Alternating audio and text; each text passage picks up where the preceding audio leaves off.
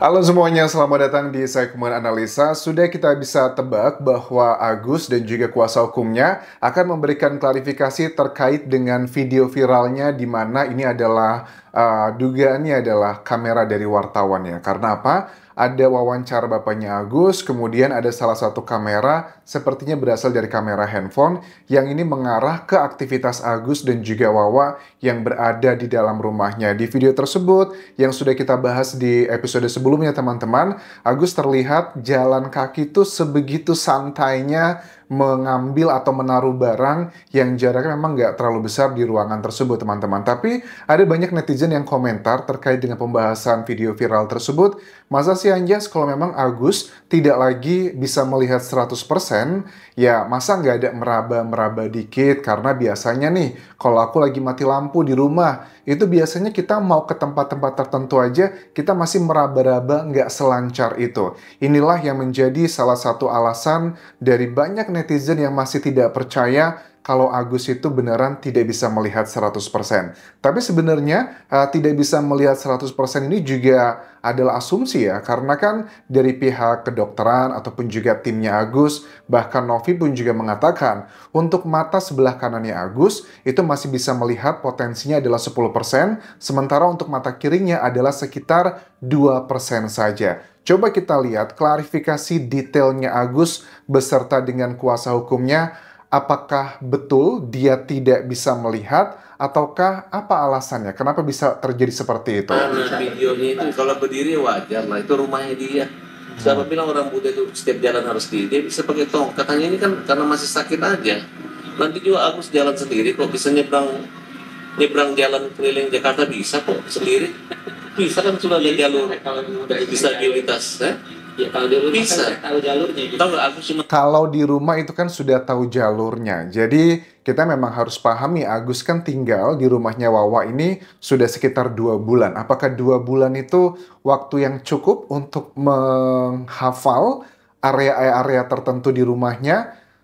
Secara pribadi mungkin aja ya kalau itu memang rumah pribadi. Tapi kan senyaman-nyamannya Agus tinggal di rumahnya Wawa, apakah mungkin dia sudah hafal gitu? Ada banyak juga sih, aku lihat komentar di video sebelumnya, Mas Anjas kalau orang sudah tinggal di rumahnya lama, itu sudah hafal gerakan-gerakan jalan kemana aja itu sudah ngerti. Tapi kan secara logika juga, kalau kita lagi mati lampu di rumah, memang kita hafal tempat naruh sesuatu atau lokasi di mana, tapi tidak selancar itu gitu loh. Ada kayak gerakan-gerakan yang melambat, merambat, tapi ini tidak terjadi atau terlihat pada saat Agus bawa kacamata mau menaruh atau mengambil sesuatu yang ada di balik pintu. Kan setelah itu kita nggak tahu apalagi yang dilakukan Agus. cuma satu nggak bisa pak, nggak bisa terbang aja. Dalam itu ruangan itu cuma 3 x 3 meter.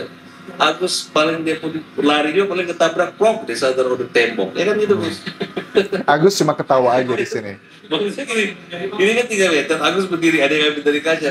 Dia berdiri, dia bisa lah. Dia tiap hari lewat situ. Ya namanya udah lokasi gitu, iya pasti lah. Oke.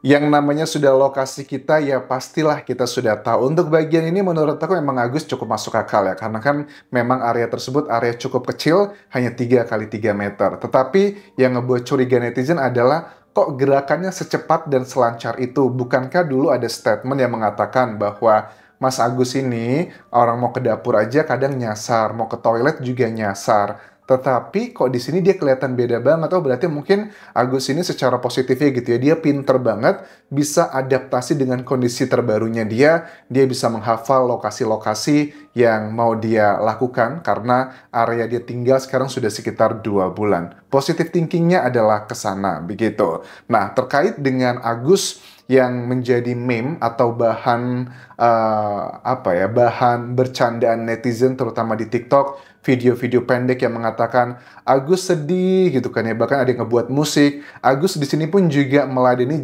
dengan cara yang bercanda gitu ya, dibilang iya Agus sekarang sudah nggak sedih lagi gitu. Apakah jangan sampai ini netizen bilang nanti dibilangin Agus nggak sedih lagi karena sejak dapat duit dari bantuannya Krisnamurti, salah satu kuasa hukumnya, senilai cash 50 juta rupiah, nanti dihubung-hubungkan di situ gitu. Bahkan Farhad Abbas pun juga ada salah satu bagian yang terpotong, karena waktu dia memberikan komentar ini kan dia sedang menanti kayak antrian ya di sebuah rumah sakit untuk Agus konsultasi. Dia ngomong bahwa mediasi tuh nggak perlu, yang perlu tuh duitnya aja gitu. Maksudnya gimana? Coba kita simak, adalah bagian statement ini yang ngebuat aku nih bertanya-tanya, poinnya apa ya yang dimasukkan dari Farhad ini? Kalian harus jangan marah lagi ya. Kemarin Agus tertekan batin. Ya, Agus ini ada TBC kan? Iya benar. TBC dia, tekanan batin bukan cinta. Oh. Itu benar TB. Jadi sekarang Agus ketawa terus. Kalian jangan marah-marah lagi. Kalian setuju Agus ketawa?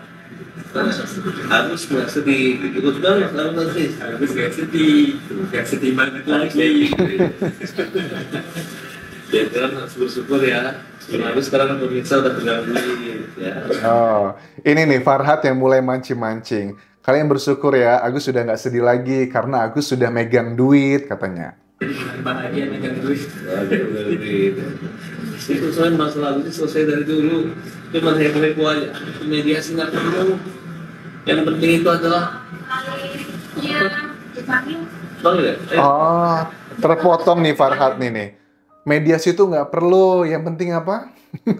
Padahal sebelum membahas bagian tersebut adalah mengatakan tentang duit. Apakah maksudnya Farhad bilang mediasi itu nggak perlu, yang penting itu duit? Kayaknya sih dugaannya mengarah ke sana, karena kan dikatakan begini dari kuasa hukumnya Agus, sudahlah kita kesampingkan dulu permasalahan yang berhubungan dengan hukumnya Agus ini. Kita fokuskan pada kesembuhannya Agus. Bahkan ada beberapa statement dikatakan beberapa kali oleh Krisnamurti bilang begini, harusnya dari pihak yayasan tuh sangat bahagia pada saat mendengarkan, mengetahui Agus itu sudah bisa ngelihat bayangan sekelibat. Harusnya dari pihak yayasan tuh langsung gitu, garcep untuk melakukan pemeriksaan. Tapi anehnya gini ya, ini kan kondisinya Agus waktu wawancara ini dia lagi nunggu antrian di sebuah rumah sakit. Bukankah dari Pratiwi Novianti mengatakan, Mas Agus ini sudah 2 kali nih ada jadwal ketemu sama dokter untuk operasi matanya, kayak kelopak matanya atau pembentukan bola mata dan sejenisnya. Ini kok Mas Agus sudah 2 kali nggak datang, sudah 2 kali kita reschedule, dan Novi mempertanyakan hal tersebut. Tetapi sekarang malah Agus kayaknya mengindahkan, nggak mempedulikan janjiannya dengan Novi, dengan timnya tersebut, tapi lebih milih adalah menemui dokter yang baru. Karena apa? Aku bisa berasumsi seperti ini, karena kan ini adalah bagian baru lagi, tidak ada Novi di sini, yang ada hanya timnya. Jadi sudah kelihatan banget ini arahnya kalau aku tangkep, Agus dan timnya ini mau fokus ke pengobatan sendiri aja.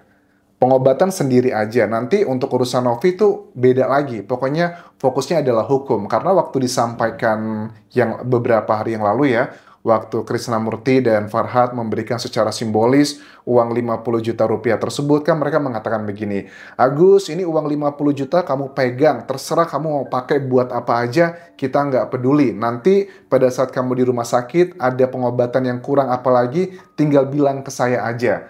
Nah, kesannya adalah untuk uangnya Novi itu nanti akan diperjuangkan oleh Farhad Abbas, akan dilakukan upaya hukum untuk mengambilnya dalam tanda kutip, tetapi untuk pengobatan dia tetap jalan. Loh, ini kan ada kayak 2 hal yang nggak make sense. Ini sepertinya strateginya gini, kalau nanti pada akhirnya uangnya Novi tersebut diambil misalnya gitu, dapat gitu kan ya, apakah kayak reimburse gitu nggak sih pengobatan yang selama ini yang sedang dilakukan oleh Agus ini? Memang sekarang kan pakai uangnya dana bantuan dari kuasa hukumnya Agus kan ya, sekian puluh bahkan ratus juta tersebut. Apakah nanti pada saat setelah selesai semua proses dan juga drama ini, dari pihak Agus akan mereimburse biaya kwitansi semuanya ke Novi, dan uang yang didapatkan Agus saat ini akan dipakai untuk kebutuhan hidupnya sehari-hari. Apakah seperti itu?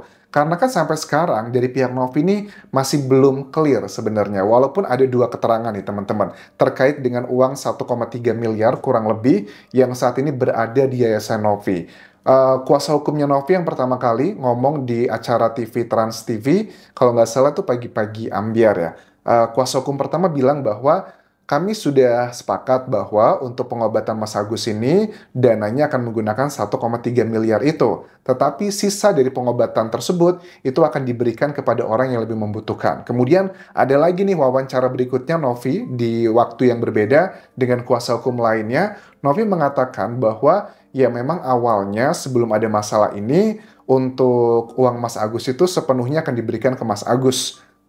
Tapi sekarang gimana kondisinya? Nah, ini yang sepertinya sedang dipertimbangkan oleh tim Novi, apakah akan tetap seperti rencana awal, ataukah seperti rencana yang planning B-nya, yaitu hanya untuk kebutuhan pengobatan aja. Ini drama sepertinya masih cukup panjang, teman-teman, dan kita lihat nanti ujungnya bagaimana. Apakah Agus akan mendapatkan uang seutuhnya, ataukah hanya bagian yang dihabiskan untuk pengobatannya saja. Semoga Mas Agus cepat sembuh ya. Kalau memang betul Mas Agus sudah bisa melihat, ya ini adalah kabar yang baik ya. Karena bagaimanapun juga menurut aku nilai uang seberapapun itu nggak bisa setara lah dengan orang bisa ngelihat lagi. Tidak bermaksud untuk mengatakan lebih, ini ambil uangnya, saya yang, kamu yang merasakan seperti yang saya rasakan, nggak seperti itu. Tapi kan ini Agus mendapatkan musibah dan orang lain prihatin. Jadi bukan tentang tukar-tukaran nasib ya konteksnya untuk pembahasan kali ini. Terima kasih sudah menonton. Sampai ketemu lagi di video berikutnya.